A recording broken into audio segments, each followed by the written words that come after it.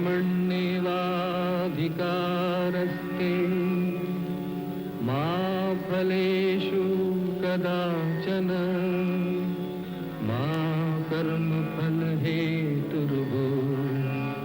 मा ते संगोऽस्त्वविकर्मणि।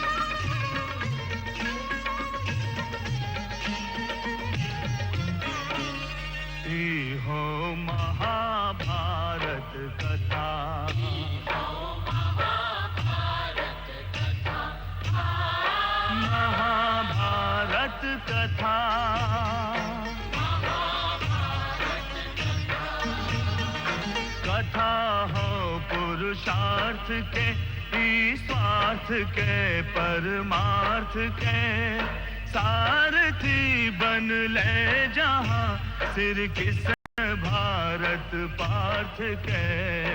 हर दिशा में शब्द गूंज साच सार्थक सर्वथा, हर दिशा में शब्द गूंजल।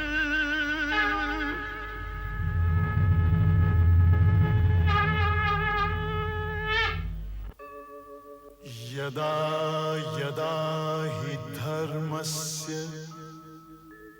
ग्लानिर्भवति भारत, अभ्युत्थानम् अधर्मस्य तदात्मानं सृजाम्यहम्। परित्राणाय साधूनां विनाशाय च दुष्कृतां, धर्म संस्थापनार्थाय संभवामि युगे युगे।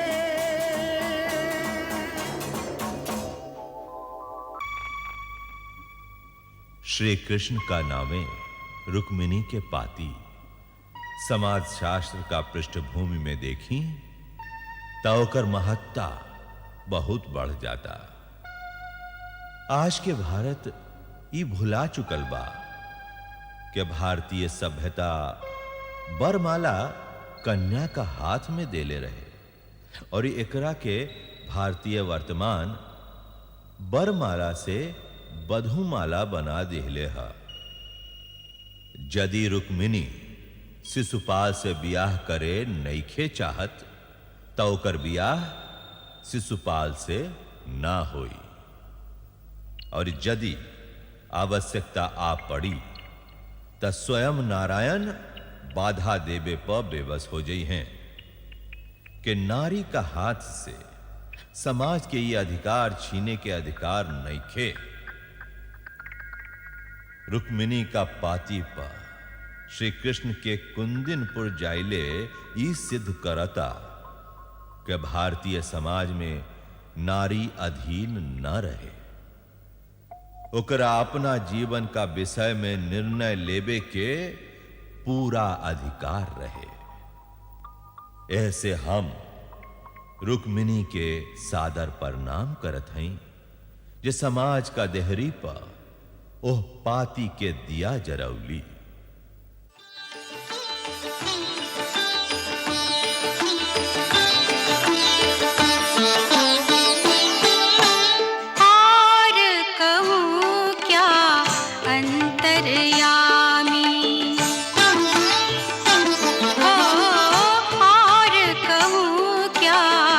अंतर्यामी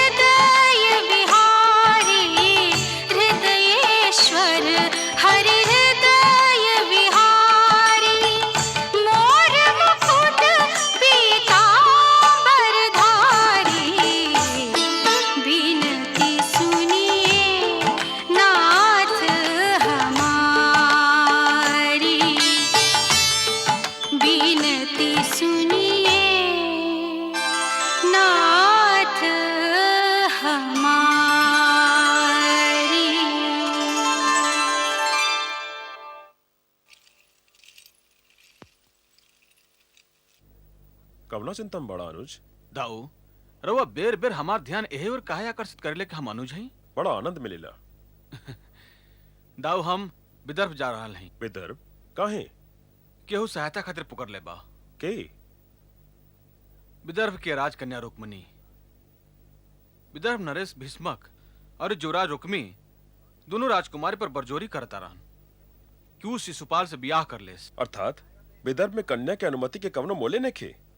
विदर्भ के दोषी काहे कहता रहा दाऊ? दोस्त राज परिवार के हा। तब तक विदर्भ राज परिवार के भारतीय संस्कृति और सभ्यता की शिक्षा देवे खातिर चल ही पड़ी। हम अभी सेना लेके। सेना कहे दाऊ? रुक्मिणी तो खाली हमरा के पुकर ले है। देखा कृष्ण, हट मत करा। रुक्मी का तोहरा लौटे के बाद रोकी ना। दाऊ दाऊ दाऊ मत करा। हम तोहरा के अकेले न जाए दे। ये हमारा आदेश है।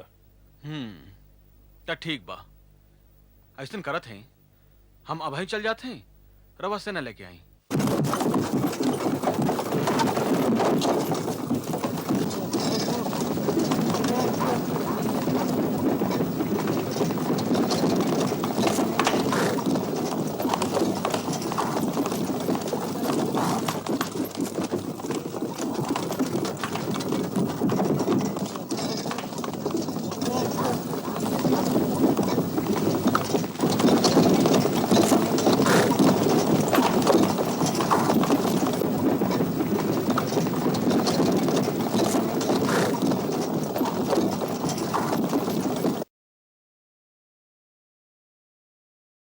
आ जाइबा ना वासुदेव? हमरा प्रतीक्षा आ हमरा बरमाला के मान रखबा ना? आ जाइबा ना वासुदेव? परमवीर धनुर्धारी चेत देश नरेश के ज्येष्ठ पुत्र युवराज शिशुपाल। युवराज शिशुपाल के जय। युवराज शिशुपाल के जय। युवराज शिशुपाल के जय। हम पिताजी और अपना ओर से रावर हिया से स्वागत करते हैं युवराज शिशुपाल। तो फेरू मितल लेखा स्वागत कर विदर्भ युवराज। आई पधारी। स्वागत है युवराज शिशुपाल। विदर्भ नरेश शिशुपाल के प्रणाम स्वीकार करी। पिताजी नरेश खातिर कुछ उपहार भेजले हैं और ये आशा है कि विदर्भ नरेश ये उपहार के स्वीकार करके सम्मानित करी हैं। अवश्य युवराज।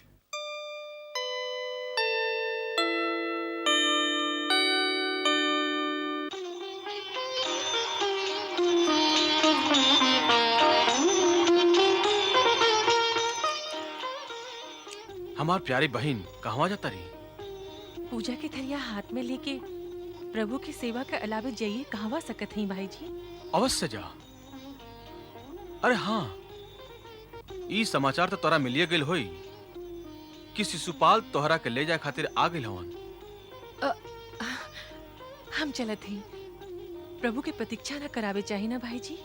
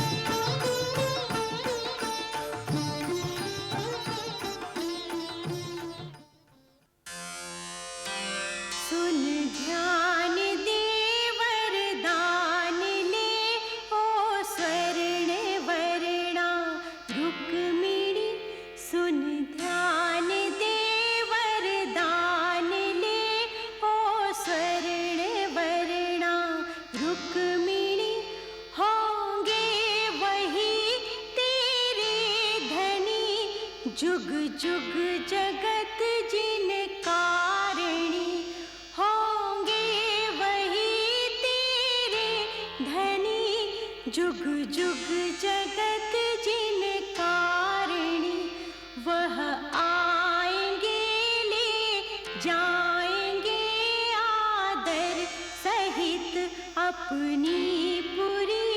वर विश्व मोहन वीर कन्या वीर जाया सुंदरी।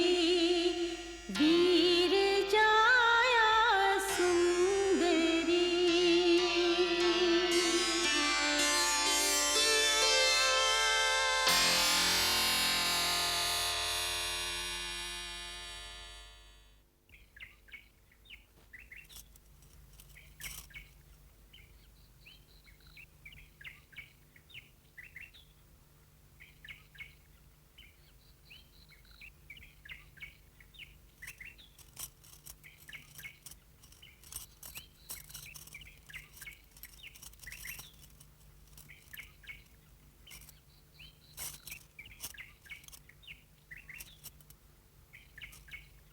का देख रहल है राजकुमारी जी? आपन भविष्य।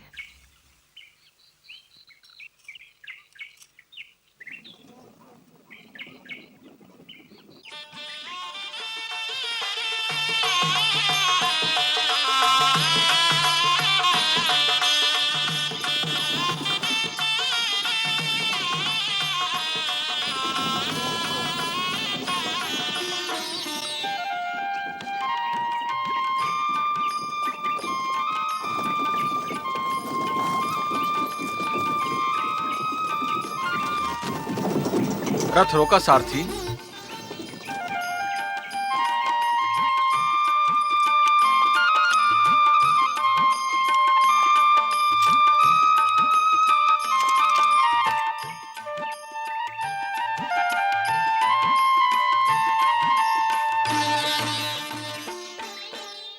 हमरा रथ पर तुहार स्वागत है राजकुमारी। रहुआ द्वारिका से अकेले ही चलाइली? जब तू हमरा रथ पर चलेबू तो हम अकेला ना रह जाइब।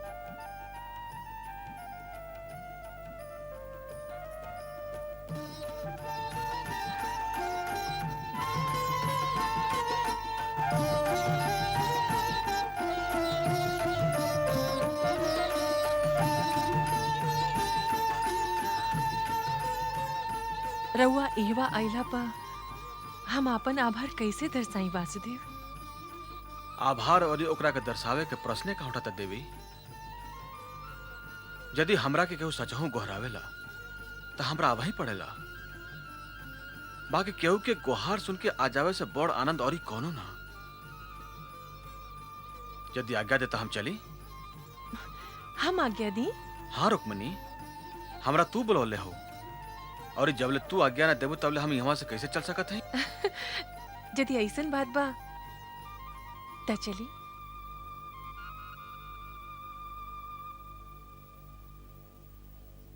घोषणा कैला बगैर तो हम आ गल रही, बाकी घोषणा कैला बगैर चल गल तक कायरता हुई। हम तोहर हरण नहीं करत, तोहरा ले जा रहा रही।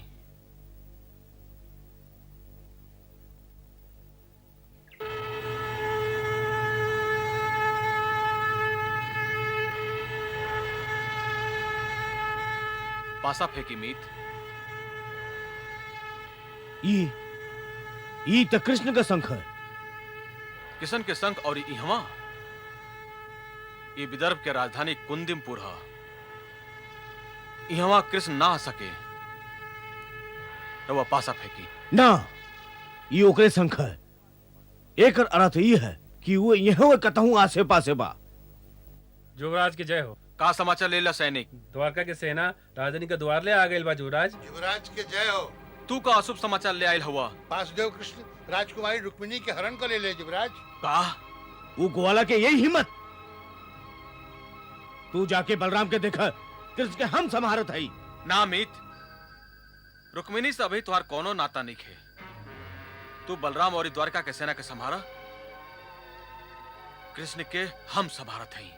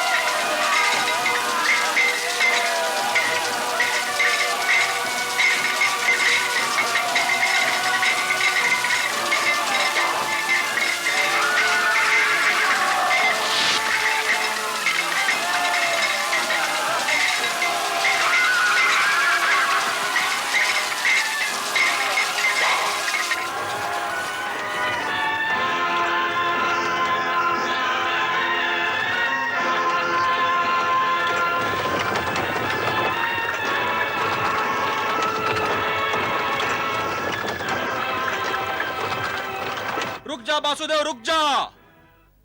तू हमरा बहन का हरण ना कर सका। हरण तो हम कर ले हैं रुक्मी। वासुदेव, रुक्मिनी को रास्ता में पड़ल चीज ना हा जे चाहे उठा ले। योद्धा हवा तो युद्ध करा। मैं योद्धा भी हूं रुक्मी।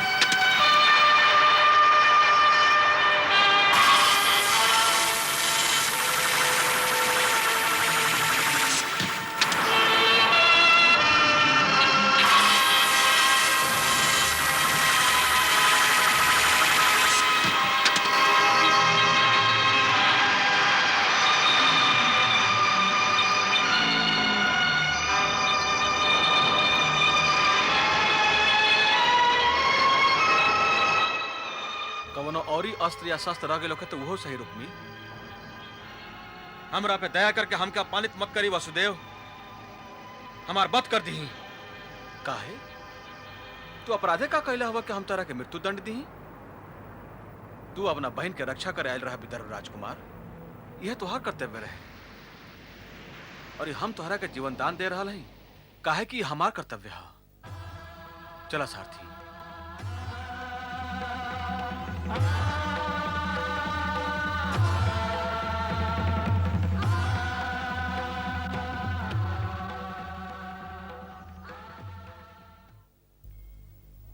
राजनीति के जब भ्रष्टाचार के जानलेवा रोग लग जाला ता ओकर खून उज्जर होखे लागेला, उ परिभाषा बदले लागेला।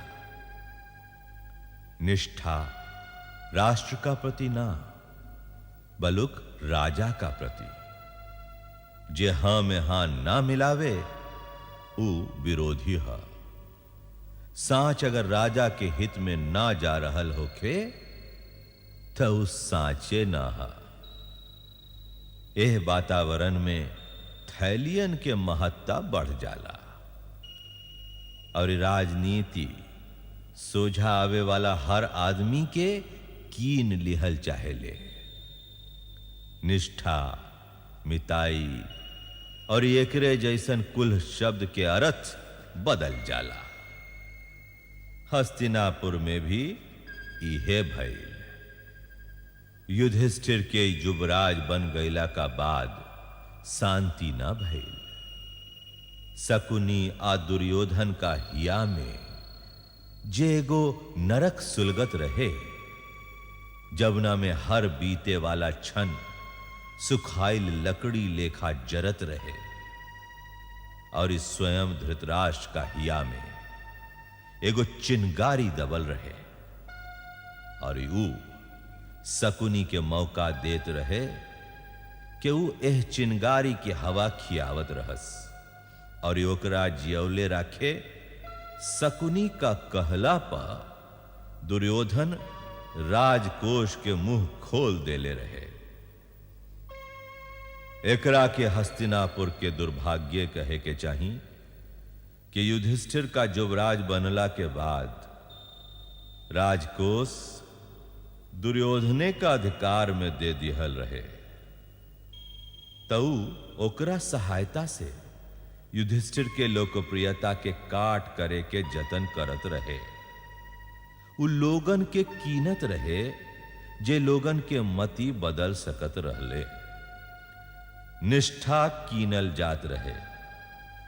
विरोध का आखिन में सोना के धूर डालल जात रहे, और इस स्वयं धृतराष्ट्र पर भी ओकर आपन सपना और दुर्योधन के एगो मनोवैज्ञानिक दबाव पड़त रहे कि कुंती पूते ओकर अभिलाषा के राह के कांट हवन, और ही ओकर बेबसी ई रहे कि वो हिया खोल के ई बात केहू से कर भी ना सकत रहे।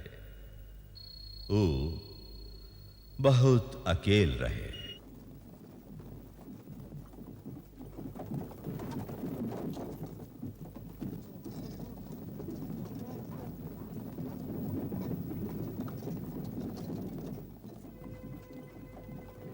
पवन के सुगंध भी बदल गई है संजय, और ये चाल भी। का हम नगर के सिवान से बाहर निकल आयल हैं? जी महाराज, रउआ अपना हरियर वन में हैं। हरियर? हम का जानी कि हरियर केकरा कहल जाला। हमरा के यदि भगवान आंख देहो देस तब वो हम स्वयं अपना के ना चिन्ह सकब। ई वन केकरा कहलन संजय? हरियाली कैसन होला? का पवन के भी कोनो रंग होला? ई सुगंध कौना रंग की होले? संजय, तू हमार आंख बन जा। ई तो हमरा खातिर बड़ा गर्व के बात होगी महाराज। बाकी रवा ई कैसे जानब कि जे कुछ हम बता रहा हैं वो सच है व झूठ? सच और झूठ के बास अलग अलग होला संजय, और इस सवाद भी। बाकी कवनो सांच मीठ होला महाराज, कवनो तीत। जानत हई। तो फिर का आज्ञा है? हम तोरा से साँच के सवाद के बात नहीं करत संजय, खाली साँच के बात करत हई। हमार तोहरा पर पूरा भरोसा है। तका रवा पितामह, बा विदुर जी, बा आचार्य द्रोण पर भरोसा नहीं के महाराज। हम तोरा के साँच बोले के आज्ञा दिली है संजय, प्रश्न करके आज्ञा नहीं दिले। क्षमा चाहते महाराज। अब बोला। रावण विचारन का जोग पहल सांच ई है महाराज कि जेठ पांडु पूत के लोकप्रियता इतना बढ़ गई है कि यदि ऊ चाहस तो अपना पिता के राज मुकुट रवा से ले भी सकेले।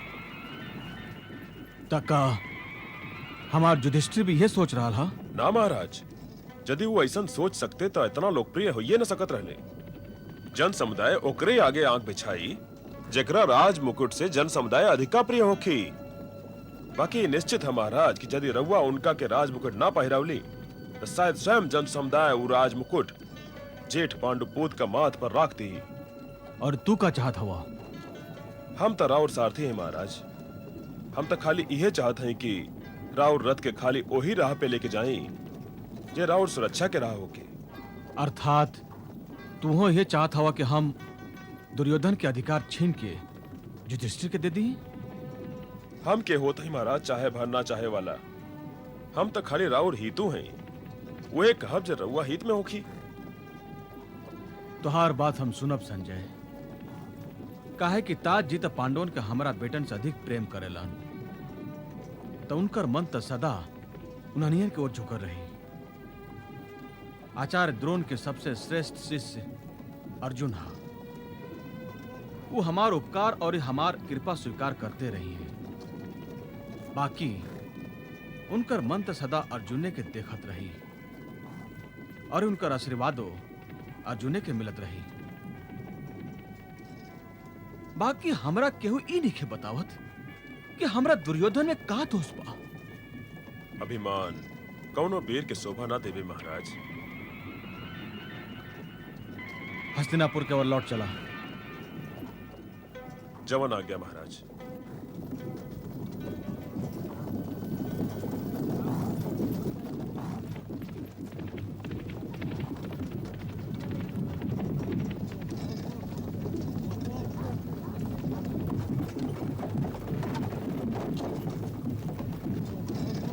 राजकुमार के जय हो, राजकुमार के जय हो, राजकुमार के जय हो। का समस्या? राजकुमार, हम एगो तरुणी के बेवा महतारी है। हमार बेटी के कन्यादान करे वाला केहू नहीं खे। ई रवा का कहत है? हस्तिनापुर में केहू भी अनाथ ना हो सके। हम स्वयं आयब कन्यादान करे। बाकी अभी तू छोट मोट भेंट लेके घरे जा। भगवान तोहरा लम्हर आयु देस, सब मनोकामना पूरा कर देस भगवान तोहर राजकुमार। हमरा रहत कबो अपना के अनाथ असहाय समझे के भूल मत करिया। सारथी चला।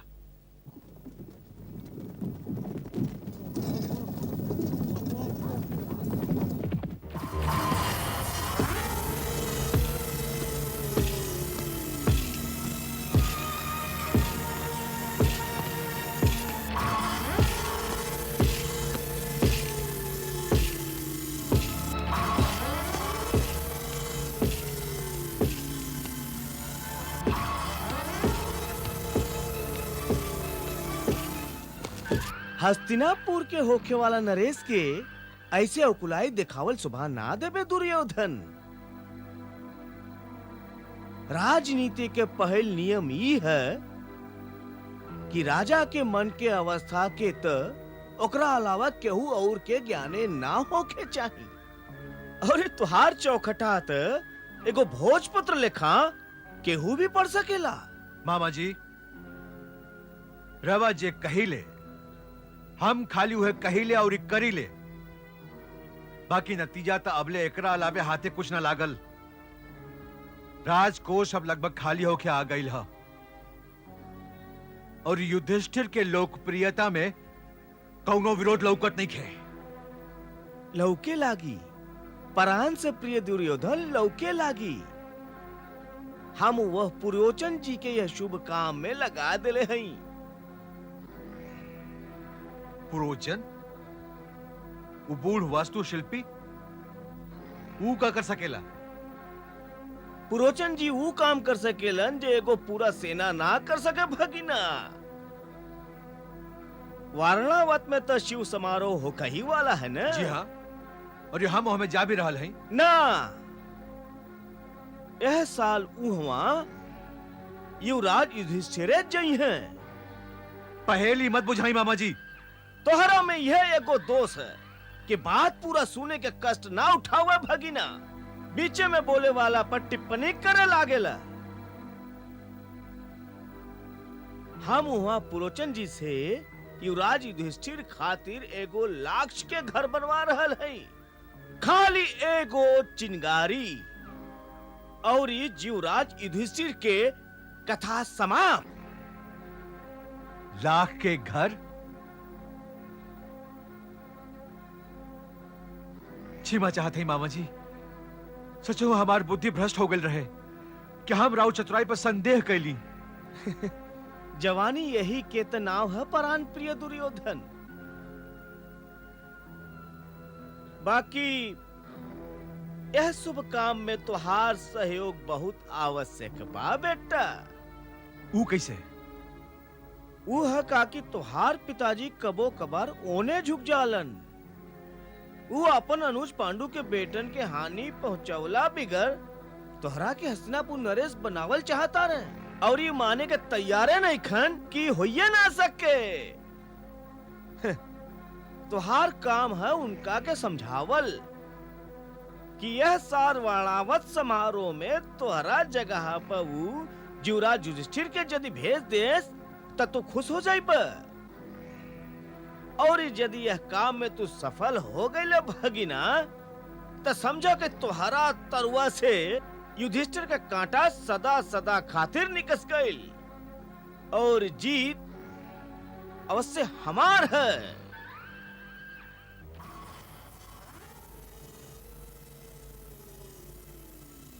पिताजी के ता हम मना लेब।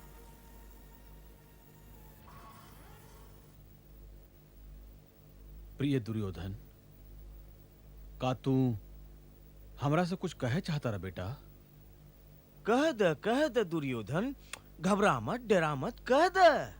देखिए पिताजी, रवा हमारे को निवेदन सुनी।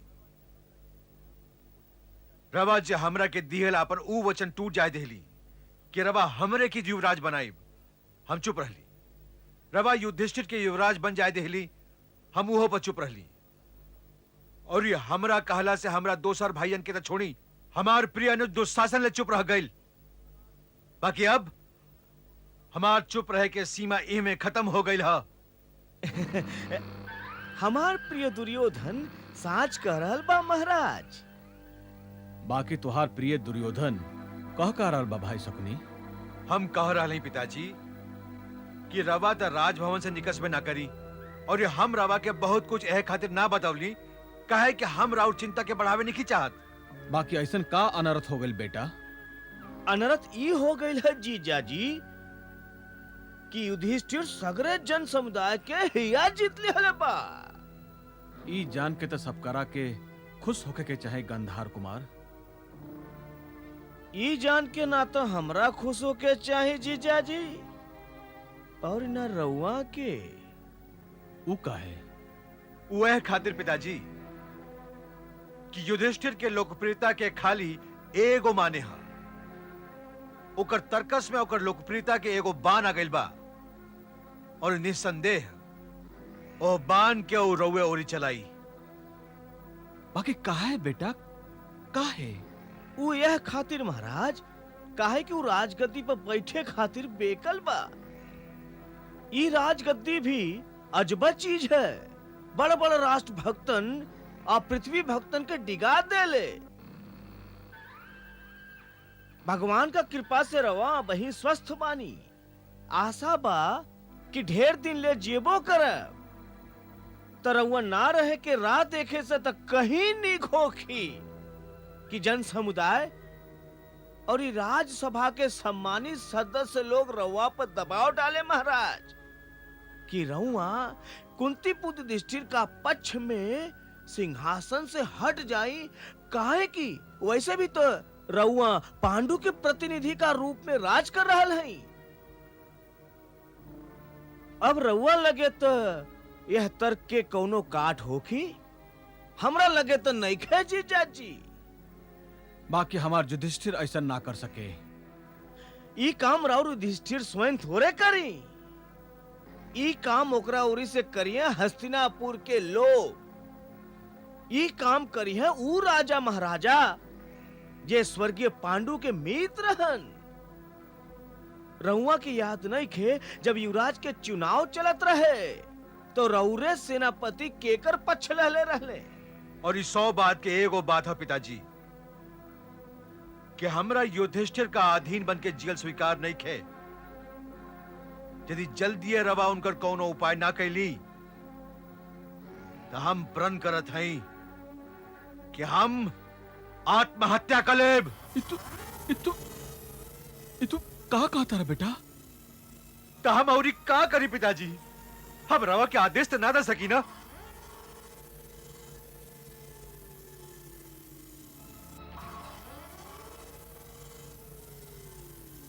अच्छा तो ही बतावा कि हम क्या करी? भगवान चंद्रमौली शिव शंकर के महोत्सव में महाराज का ओर से भाग लेवे खातिर युवराज युधिष्ठिर के वारणावत गैल उचित लाग रहल बा महाराज। वारणावत? बाकी ए महोत्सव में तो सदा हम जात रहे भाई शकुनी। रउआ यह खातिर जात रही महाराज कि आज उले हस्तिनापुर का लगे युवराज रहबे ना कैल, ना तो सदा युवराजे या महोत्सव में जालन, जैसे उनकर जन समुदाय का संगे सीधा संपर्क बनल रहे। भगवान का कृपा से आज हस्तिनापुर का लगे युवराज आ गए महाराज, तो उनकरे वहां गए उचित रही। बाकी भाई शकुनी कबो कभार प्रश्न ना कैल भी राजनीति है। रहुआ तो जानते हैं कि शकुनी सदा से राउर और राउर परिवार के हिते के बात करेला जीजाजी महाराज। तोहरे पे तो हमरा विश्वास है। हम तुम्हारे प्रस्ताव पर विचार करब। इस साचा भाई शकुनी की हम अपना प्रिय दुर्योधन के माथ पर हस्तिनापुर के राज मुकुट देखल चाहत हैं। बाकी एकरा भी साचे समझा कि हम प्रिय युधिष्ठिर पर दोसर पांडवन के संगे जानबूझ के कोनो भी अन्याय ना कर सकी। युधिष्ठिर हमार बहुत प्रिय है, वो हमारा आज्ञाकारी भी है। तो फिर आज्ञा दी महाराज कि युधिष्ठिर वारावत समारोह में चल जास, कुल झगड़ा खत्म।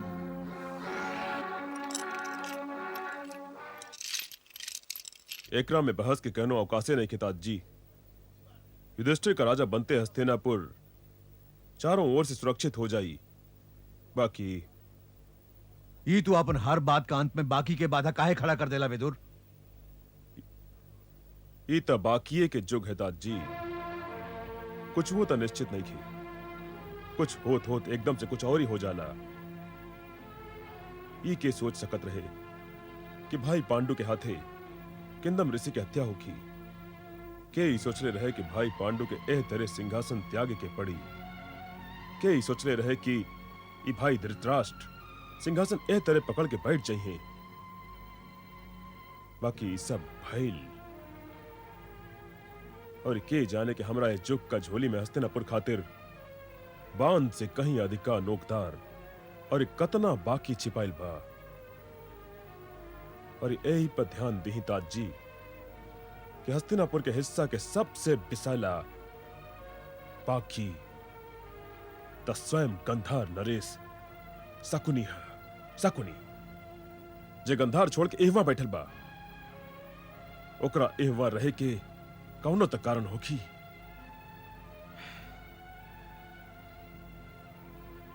तक्का तो ये कहे चाहता रहा कि युवराज बनला का बाद भी युधिष्ठिर के राजा बनल निश्चित नहीं खे। ओकरा राजा बने में हमरा कवनो संदेह नहीं के ताज जी। बोला बोला बाकी बोला। बाकी यह है कि अब यो हमार मृत्यु लोक ताके के घड़ी ढेर दूर है। शायद राजकोष दुर्योधन का अधिकार में दे के हमने बहुत बड़ भूल कैली ताज जी। वो दोनों हाथ से राजकोष लुटा रहल बा और निष्ठा कीन रहल बा।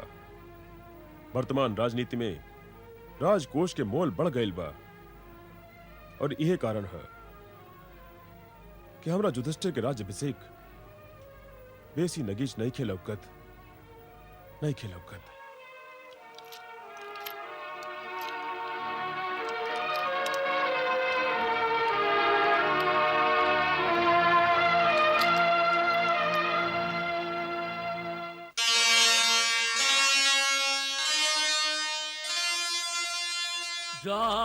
ज्वालामुखी नियर लगे आवे वाला काल, वीर वीर ताराज में चिंता भरल सवाल।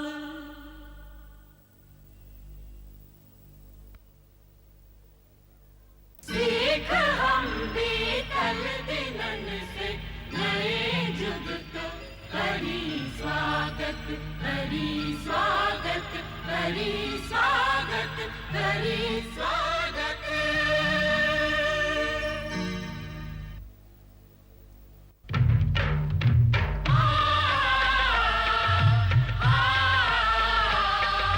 भारत कहो कहानी सदियन से भी पुरानी हो ई ज्ञान